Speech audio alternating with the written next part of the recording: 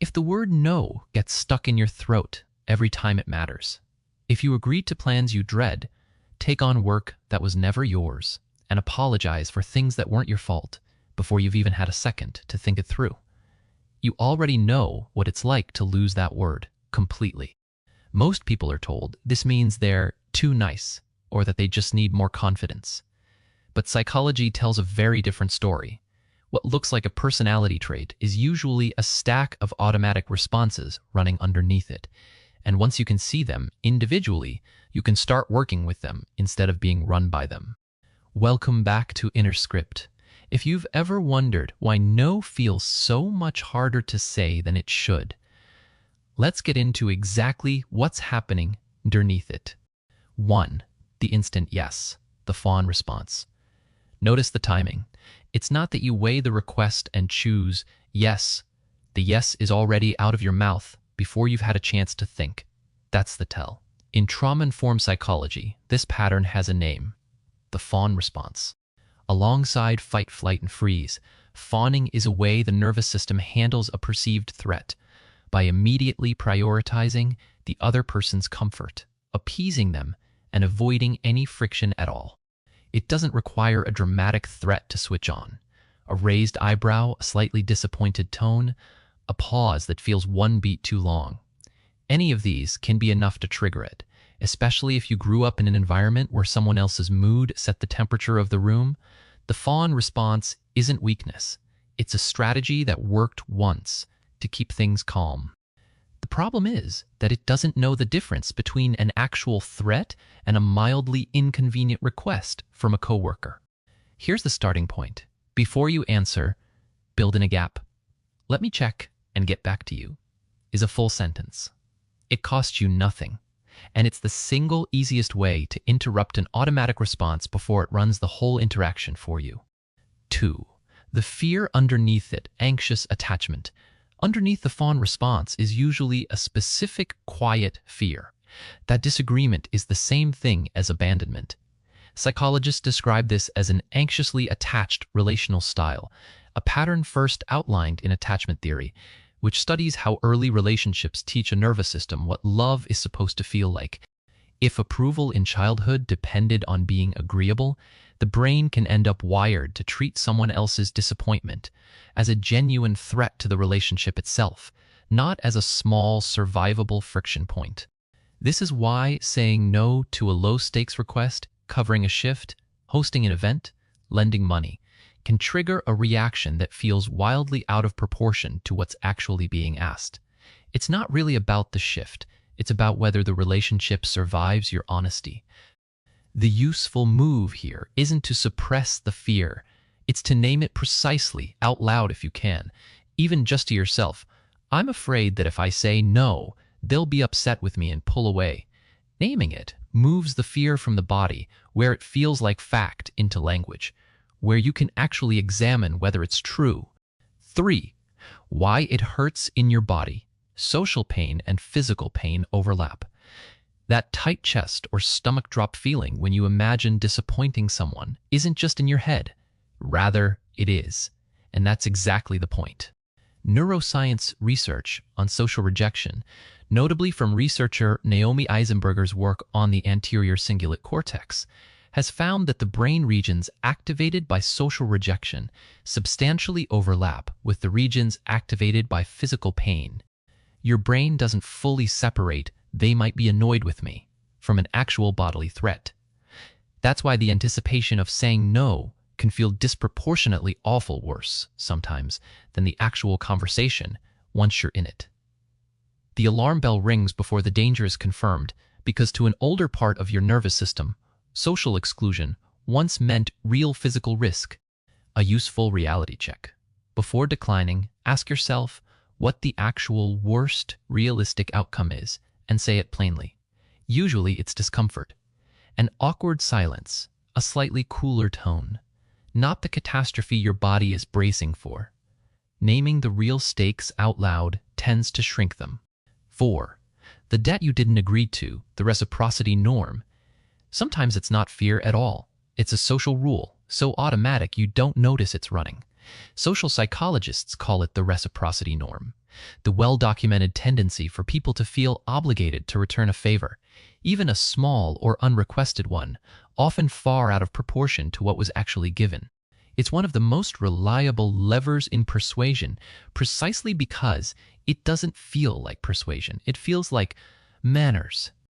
This is why a request prefaced with "after everything I've done for you" or "I got you that thing last month" can bypass your judgment entirely. The favor and the new request get bundled together in your head as one transaction, when they're actually two. The fix is mechanical, not emotional. Consciously split them, thank them sincerely for what they did, then evaluate the new request entirely on its own terms. Would you say yes to this specific ask from this specific person if the earlier favor had never happened? 5.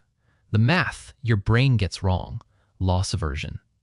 Behavioral economist Daniel Kahneman and Amos Tversky documented something called loss aversion. Humans consistently weigh potential loss more heavily than an equivalent gain. Applied to boundaries, this means your brain overprices the relational risk of saying no. A strained conversation, a flicker of disappointment, and underprices what saying yes actually costs you. The hours, the energy, the resentment that quietly accumulates. The correction is simple and almost embarrassingly effective.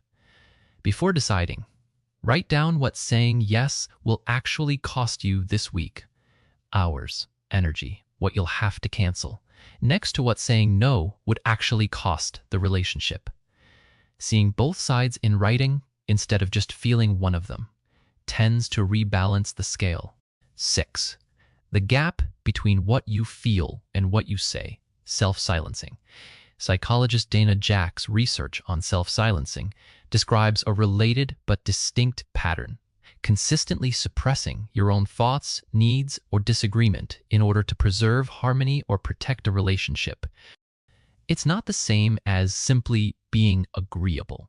It's an ongoing gap between what you actually think and what you let yourself say, and Jack's research has linked that gap to increased risk of depressive symptoms over time, because it repeatedly teaches you that your own perspective doesn't get to exist out loud. Every unshared opinion doesn't disappear. It gets filed away, and the gap between the internal self and the presented self gets a little wider each time. This one responds well to deliberate practice, not willpower. Pick one low-stakes moment a day. Which restaurant, which movie? A mild disagreement about something that doesn't matter much, and say your actual opinion out loud. The goal isn't the opinion itself. It's building the muscle memory of your voice existing in the room before you ever need it for something that matters. 7. The missing piece, assertiveness, is a skill, not a trait. Here's the part almost nobody says plainly. Even once you understand all of the above, you can still freeze in the actual moment because you simply don't have the words ready. That's not a character flaw, it's a skill gap, and skill gaps close with practice, not insight alone. Dialectical behavior therapy, developed by psychologist Marsha Linehan, includes a structured framework for exactly this, often taught under the acronym Dear Man, a way of stating a need or a boundary clearly, briefly, and without over-explaining or apologizing your way out of it. The core idea: you don't owe a paragraph of justification for a boundary, and a single clear sentence, stated plainly, is a complete answer. Before you're in a high-stakes moment, prepare one short boundary line in advance.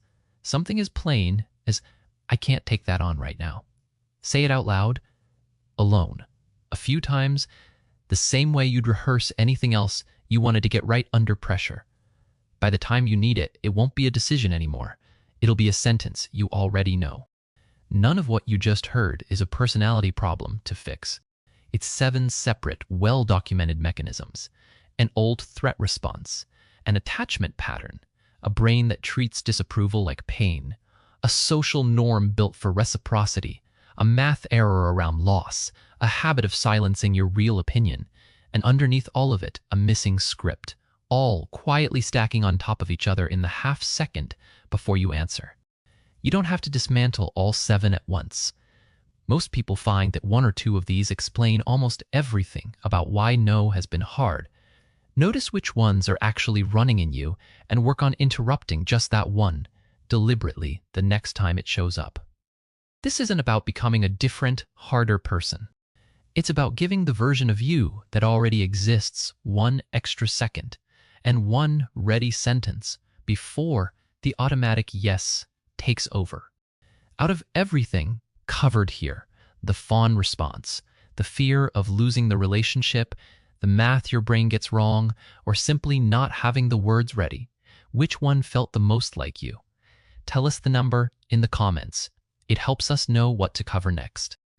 And if the hardest part for you isn't understanding why you say yes, but actually knowing what to say in the moment someone pushes back on your no, that's exactly what the next video in this series breaks down, line by line.